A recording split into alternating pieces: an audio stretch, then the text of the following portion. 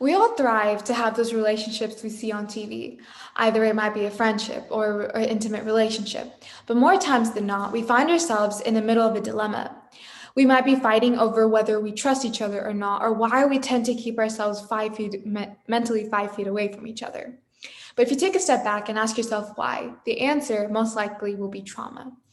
Believe it or not, childhood trauma has a big impact on our relationships when we are adults. Traumatic events deeply challenge people's senses of safety and security in the world. Alfred Adler believed that all children develop feelings of inferiority because of their size or competence. So, for example, if a child is 4 feet 3 inches and all of his peers and friends at around the same age are 4 foot 6 or 4 foot 7, they might feel inferior because of their size and therefore take a hit to their confidence. And this would not only hit their confidence, but also how they like perceive themselves and how they think about themselves, which can reflect on their relationships later on. You might be asking what types of trauma there might be. Trauma can vary by a lot. So it can be a death of a close family member, or a community violence, or child abuse, or sexual assault.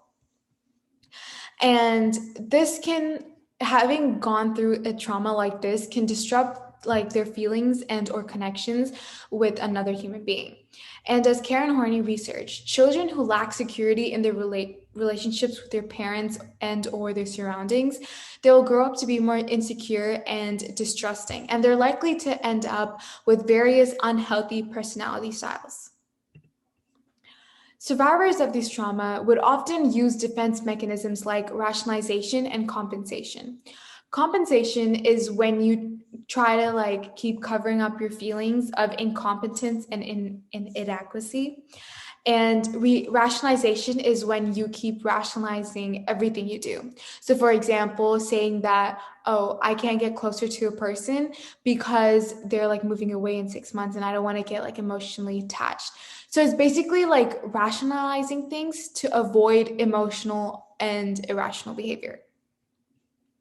People might also feel vulnerable and confused about what is safe, and therefore it might be difficult for them to trust others. And they might also feel frightened to get close to people because of the fear of getting hurt in the future. And they might feel angry at the helplessness and the loss of control of their lives. And in some cases, this might turn to aggressiveness. And people might also feel threatened very easily.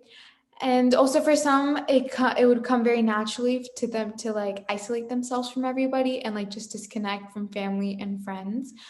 And people might also be afraid of feeling abandonment, and they might also have trouble feeling and expressing positive emotions in a relationship because for so long they were like always having it inside and never like expressing their emotions outside, so they just got used to it. And this trauma can last several weeks or months or even years, depending on how severe it was. And it might not ever go away, but in some cases it will. And many oversee the long term impact of childhood trauma and how it negatively affects a person's life.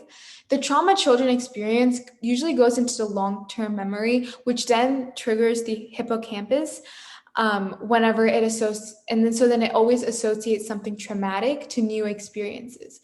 So, for example, say you drowned and as a child, then in the future, every time you're near water or you see anything like even like remotely like drowning or anything, it'll trigger that response and you like automatically associate that with your trauma. And this can also be called acquisition in psychology.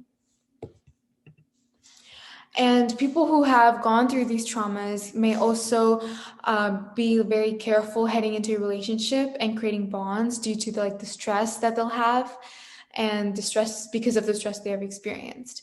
And this can also relate to Maslow's hierarchy of needs, as the third step is belongingness. And if one is struggling to reach the third step of belongingness, they will automatically struggle with reaching the final step, which is self-actualization. I'm Kriti Meenakshi, and thank you for listening.